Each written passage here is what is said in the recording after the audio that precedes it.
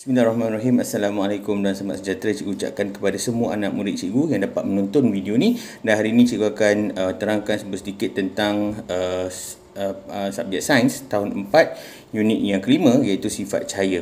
Okey, so pertama sekali kita kena faham pergerakan cahaya ni. Okey, cahaya bergerak dalam garisan lurus. Maksudnya cahaya ni dia tidak seperti air, yang mana kalau air ni dia boleh melalui ataupun mengalir dalam apa jua keadaan. Okey, bengkang-bengkok ke, tak rata ke, apa semua boleh. Tapi untuk cahaya dia tidak bersifat sebegitu rupa, sebab dia bergerak dalam pergerakan dalam satu garis yang lurus. Okey, contoh kita tengok, kita boleh nampak dengan jelas kalau pada waktu malam. Okey, cahaya daripada lampu kereta dia keluar tu direct, lurus saja. Dia tidak boleh dibengkang-bengkokkan.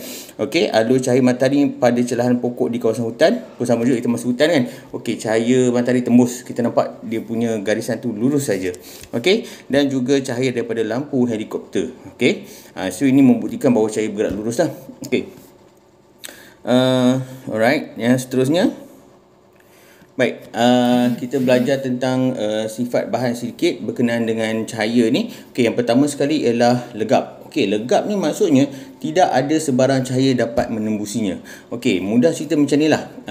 Kita tengok dinding rumah kita, kita tak boleh nampak di rumah sebelah. Kita nampak apa yang berada di rumah sebelah disebabkan dinding kita tu bersifat legap. Maksudnya kenapa tak boleh nampak rumah sebelah? Adalah disebabkan cahaya tak dapat tembus. Okey, cahaya tak dapat tembus. Jadi kita tak boleh nampak rumah sebelah. So itu adalah bahan yang bersifat legap. Okey, yang kedua ialah bahan yang bersifat lut cahaya, iaitu hanya sebahagian cahaya saja dapat menembusinya. Okey, ini contoh paling mudah cikgu ambil. Kita tengok dekat kereta ayah kita, kebiasaannya kereta kita akan ayah akan pasang tinted. So tinted ni akan membenarkan sebahagian sahaja masuk. Sebab apa? Biasanya tinted ni kita nak guna untuk kurangkan silau ataupun kurangkan kepanasan dalam kereta. Jadi cahaya matahari kita faham dia datang sekali dengan haba. Jadi bila cahaya tu terkena pada cermin, dia akan tapislah sebahagian cahaya yang tidak diperlukan dan hanya sebahagian saja yang masuk. So ini yang berlaku. Contohnya tiba-tiba lah kan, ada sebuah kereta lalu, ada kawan awak dalam tu, dia lambai-lambai dekat awak. Okey, mungkin awak tengok, siapa lambai ni, tak perasan, tak nampak muka. Tapi awak nampak ada orang, dia pakai tudung. Contohnya awak nampak kawan awak tu pakai tudung, betul. Tapi awak tak nampak muka dia siapa, tak becam. Itu adalah disebabkan cermin kereta tadi bersifat lut cahaya. Itu contoh cikgu bagi. Okey, yang ketiga ialah lut sinar. Okey, lut sinar ni mudah saja. Semua cahaya boleh masuk, boleh menembusinya. Contoh macam awak tengok cermin mata saya. Okey, cermin mata cikgu ni awak boleh nampak dalamnya ada mata cikgu, betul? Sebab apa? Sebab kanta ini bersifat lut sinar. Jadi semua cahaya boleh masuk dan boleh masuk keluar lah. Okey, dia tak ada sebarang halangan. Okey, jadi cikgu nak cerita dekat sini apa kaitan dia dengan cahaya bergerak lurus tadi. Okey, so kalau kata berlakunya cahaya tu dia terkena pada objek legap, dia akan menghasilkan bayang-bayang. Okey, bayang-bayang ni sebab apa dia terhasil? Sebab dia tak boleh tembus. So bila dia tak boleh tembus, dia akan ada satu orang kata pandangan yang berwarna hitam. Itu kita panggil bayang-bayang sebab cahaya tak boleh melepasi objek tadi. So itu yang berlaku pada waktu malam. Bila kita jalan di bawah lampu, akan terbentuk bayang-bayang. Atau waktu kita berjalan di tengah padang, waktu tengah hari, matahari di atas kita akan ada bayang-bayang, betul? So ini adalah fenomena bayang-bayang disebabkan cahaya tidak dapat menembusi objek legap. Okey, seterusnya kita tengok kepada faktor yang mempengaruhi saiz bayang-bayang. Okey, kita tengok dia ada tiga perkara lah: skrin, objek dengan satu lagi ialah sumber cahaya. Okey, contoh saya bagi. Okey, ini katakanlah objek, ini adalah sumber cahaya.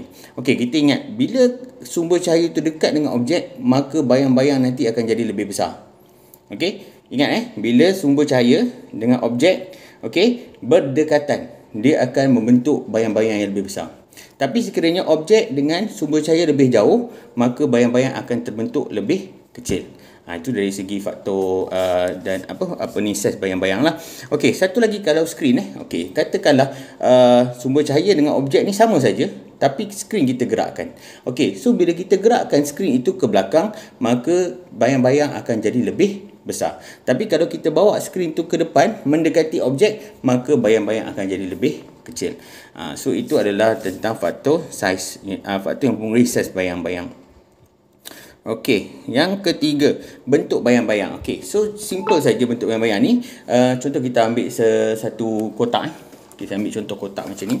Okey, baik. Kalau lampu tu suluh daripada belakang, okey, dia akan bentuk segi empat sama dekat skrin. Sebab apa? Sebab bentuk dia macam ni. Tapi bila kita suluh macam ni, of course bentuk bayang-bayang juga akan ikut macam ni. So dia bergantung kepada bagaimana kita suluh, bagaimana sumber cahaya tu berada dan juga bagaimana objek tu diletakkan. So ini adalah bagaimana bentuk cahaya tu terhasil. Okey. Seterusnya kita pergi kepada prinsip pantulan cahaya. Okey, prinsip pantulan cahaya ni adalah kita kata prinsip yang kedua, yang mana disebabkan kita tak boleh nak bengkokkan sumber cahaya tersebut, jadi kita boleh pantulkan. Tapi pantulan itu walaupun dia boleh berubah arah, tetapi pergerakannya masih lagi lurus. Betul, dia tak boleh pergi bengkok, dia mesti lurus. Okey, dia mesti lurus. Alright. Okey. So contoh kita melihat cermin. Apa yang berlaku, kenapa kita boleh nampak muka kita dalam cermin adalah disebabkan cahaya tu masuk ke dalam cermin. Cahaya daripada muka kita. Okey, cahaya daripada persetaran kita kan. Okay, contoh kita masuk bilik, kita buka lampu. Okey, cahaya jatuh ke atas muka kita dan cahaya itu akan masuk ke dalam cermin. So dekat cermin itu akan kita akan nampak pantulan muka kita disebabkan ada cahaya. Okey, kalau kata contoh bilik tu gelap, tak ada lampu, tutup terus lampu waktu malam, adakah awak akan nampak muka awak? Awak tak akan nampak muka awak sebab tidak ada pantulan cahaya yang jatuh ke atas muka dan masuk ke dalam cermin. Itu kenapa, macam mana pantulan cahaya itu boleh berlaku. Okey, macam mana pantulan muka awak tu boleh berlaku di cermin. Okey, yang seterusnya ialah contoh kita tengok kereta yang baru keluar ataupun kereta yang baru basuh, awak tengok berkilat-kilat. Sebab apa? Sebab pantulan cahaya. Dan pantulan cahaya ni untuk jadi medium ataupun permukaan yang baik, dia mesti ada dua faktor lah. Yang pertama sekali ialah permukaan tu mesti rata dan yang kedua ialah bersifat kilat. Maksudnya contoh macam saya bagi contoh kereta baru keluar daripada kedai dan juga kereta yang dah lama, yang dah tersadai. Okey, so kita nampak beza dari segi dia punya kilat dia. Okey, kereta baru awak tengok dia punya cat baru lagi, masih lagi berkilat-kilat, kita nampak cantik kereta tu. Tapi kereta yang telah tersadai lama, okey, cat dia pun dah mati, jadi pantulan dia memang dah tak ada, jadi dia tak cantik. Tu contohlah cikgu bagi. Okey, seterusnya ialah kegunaan dia. Okey, pantulan cahaya ni digunakan untuk, pertama sekali kita nak tengok muka kita dalam cermin. Okey, yang kedua ialah kita guna dalam untuk kenderaan, kita guna cermin pandang belakang, kita guna cermin sisi, semuanya adalah pantulan. Okey, yang ketiga ialah cermin pergigian, yang mana waktu kita nak doktor gigi nak tengok bahagian dalam mulut kita, dia gunakan cermin pergigian. Dia bentuk macam L dan dia akan masukkan dalam kita punya mulut. So dekat situ doktor gigi tak perlulah nak masuk kepala dalam mulut kita, dia gunakan cermin saja. Okey. Okey, seterusnya ialah contoh kita pergi kedai kasut. Okey, kedai kasut tu dia ada bangku kan. So biasanya ada juga bangku yang ada cermin kat depan. Jadi kalau kita nak test kasut, kita boleh tengok lah macam mana rupa kasut kita bahagian depan, bahagian belakang dan juga bahagian tepi. Okey. Yang seterusnya ialah periskop. Periskop ni sangat terkenal dalam pembuatan kapal selam. Sebab apa? Kapal selam ni dia digunakan untuk menyelam. Menyelam ni maksudnya untuk pengintipan lah. Jadi nak mengintip takkan nak bagi nampak badan kapal selam tu, nanti orang kata kantoi lah kan. Jadi periskop digunakan untuk monitor bahagian darat, bahagian atas. Betul? So itu juga menggunakan prinsip pantulan. Okey, seterusnya ialah pembiasan cahaya. Okey, pembiasan cahaya.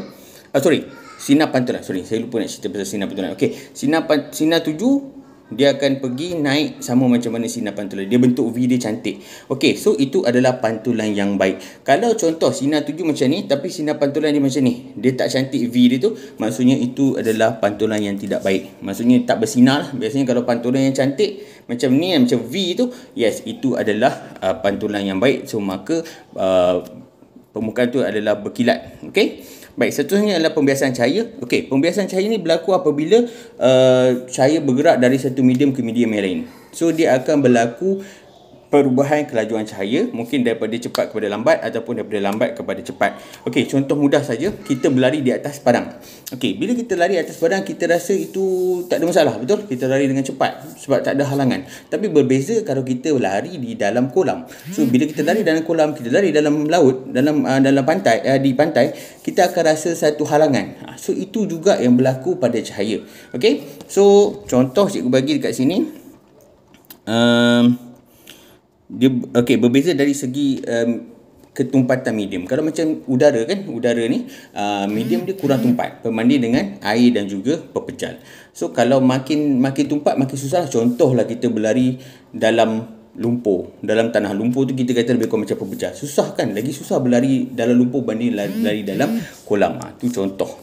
Okey, so pembiasan cahaya ni boleh menjadikan dia punya aplikasi dia. Okey, yang pertama sekali boleh menjadikan sudu kelihatan bengkok apabila kita rendam dalam cawan. Betul tak? Kita akan nampak sudu ataupun apa saja kita rendam tu macam pensel ke apa, dia akan kelihatan bengkok. Okey, yang kedua kita akan lihat dari segi ikan di dalam akuarium kelihatan lebih besar daripada yang sepatutnya. Dia sebenarnya saiz dia tak berubah tapi kita nampak macam dia lebih besar. Okey, yang ketiga, kolam renang kelihatan lebih cetek.